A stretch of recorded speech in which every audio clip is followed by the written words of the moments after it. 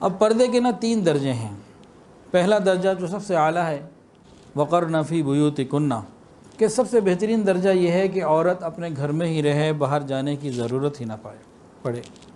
گھر کے کام کاج، ذکر اذکار، عبادت، بچوں کی تربیت، اس کے اوپر سارا فوکس رہے، گھر میں ہلکی پھلکی ورزش بھی کرتی رہے۔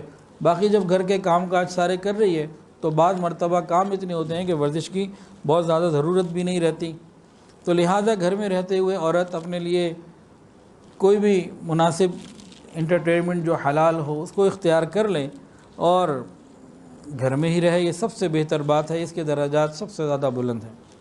ہاں بامر مجبوری نکلنا بھی پڑے تو برقع اور چادر وغیرہ میں خوب اچھی طرح اپنے آپ کو لپیٹ لیں کہ چہرہ کا بھی مکمل پردہ ہو جائے۔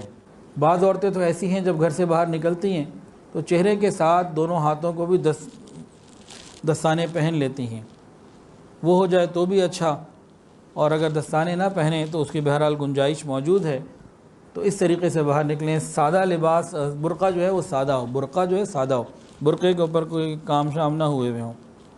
آج کل کچھ لوگوں نے ایک پروپیگنڈا بنایا ہوا ہے، نام نہاد دانشور بھی ہیں اور اسلامک اسکالر بھی ہیں جو بالکل نام نہاد قسم کے چہرے کے پردے کے بڑے خلاف ہیں، حالانکہ حسن اور زینت کا جو اصل محور ہے وہ چہرہ ہی ہے۔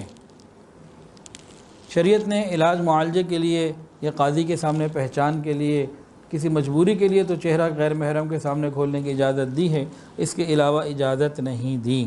قرآن نے کہا فَاسْأَلُوهُنَّ مِنْ وَرَاءِ حجاب، کہ چہرہ چھپانا بھی ضروری ہے، اگر چہرہ کھولنا ہوتا تو پردے کے پیچھے سے بات کیوں کی جاتی۔ عبداللہ ابن عباس فرماتے ہیں رضی اللہ تعالی عنہما کہ اللہ تعالیٰ نے مسلمان عورتوں کو حکم دیا ہے کہ جب وہ کسی ضرورت سے نکلیں تو سر کے اوپر اپنی چادریں لٹکا کر نکلیں۔ امام محمد ابن سیرین رحمۃ اللہ علیہ نے حضرت عبیدہ ابن ابو سفیان ابن حارث سے پوچھا کہ اس حکم پر عمل کرنے کا طریقہ کیا ہے، آپ ذرا پریکٹیکل کر کے دکھائیں، تو انہوں نے چادر کو اوڑھ کر بتایا اور صرف اپنی ایک آنکھ کو کھلا رکھا، باقی سے سارے چہرے کو چھپا لیا کہ یدنین علیہن من جلابیبہن پر عمل کرنے کا حکم یہ ہے، طریقہ یہ ہے کہ پورا چہرہ ڈھک جائے اور ایک آنکھ خالی کھلی رہے۔ احادیث کی کتابوں میں یہ بات موجود ہے کہ نبی علیہ السلام نے عورتوں کو حالت احرام میں نقاب ڈالنے اور دستانے پہننے سے منع کر دیا تھا۔ عورتوں کو حالت احرام میں چہرے پہ نقاب ڈالنے سے اور دستانے پہننے سے منع کر دیا تھا۔ اس سے کیا معلوم ہوتا ہے کہ اس زمانے میں، اس مبارک عہد میں، عورتیں جب گھر سے نکلتی ہیں تو دستانے بھی پہن لیتی ہیں اور چہرے پہ نقاب بھی ہوتا۔ بعض لوگ نا دلائل دیتے ہیں کہ جی احرام کے وقت بھی تو چہرہ کھولنے کی اجازت ہے نا، تو چہرے کا پردہ نہ ہوا، حالانکہ الٹی بات کرتے ہیں۔ یہ بات تو ان کی دلیل کے خلاف جاتی ہے کہ عورت کو یہ کہا گیا کہ حالت احرام میں چہرہ کھولو، اگر چہرہ پہلے سے کھلا ہوا ہے تو یہ کہنے کی ضرورت کیا ہے؟ ایک آدمی کا چہرہ پہلے سے کھلا ہوا ہے، اس کو کیا کہنے کی ضرورت ہے کہ حالت احرام میں کھولو؟ پہلے بند ہے تو احرام میں کھلوایا جا رہا ہے نا۔ تو یہ دلیل چہرے کے خلاف نہیں ہے، یہ چہرے کے پردے کے حق میں ہے۔ انہیں سمجھ نہیں آتی، سمجھ اس لیے نہیں آتی کہ کرنا نہیں چاہتے۔ اچھا، احرام میں چہرے پہ جو حکم ہے وہ کیا ہے کہ چہرے کے اوپر کپڑا نہ لگے، لیکن غیر محرم سے پردہ کرنا احرام میں بھی ضروری۔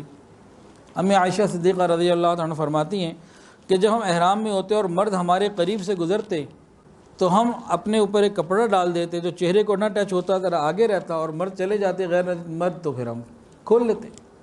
باقاعدہ آج بھی ایسے ہیٹ ملتے ہیں کہ عورت اگر اس کو سر پہ پہن لے اور آگے سے اس کو لٹکا لے تو چہرے کے اوپر کپڑا بھی نہیں لگتا اور پردہ بھی ہو جاتا ہے، تو دونوں چیزیں اس میں مکمل ہو جاتی ہیں۔ اگر غیر محرم مرد اور عورت ایک دوسرے کا چہرہ دیکھ لیں تو بعض مرتبہ بغیر بات چیت کے، بغیر گفتگو کے ایک دوسرے کے ساتھ ایک قلبی تعلق پیدا ہو جاتا ہے۔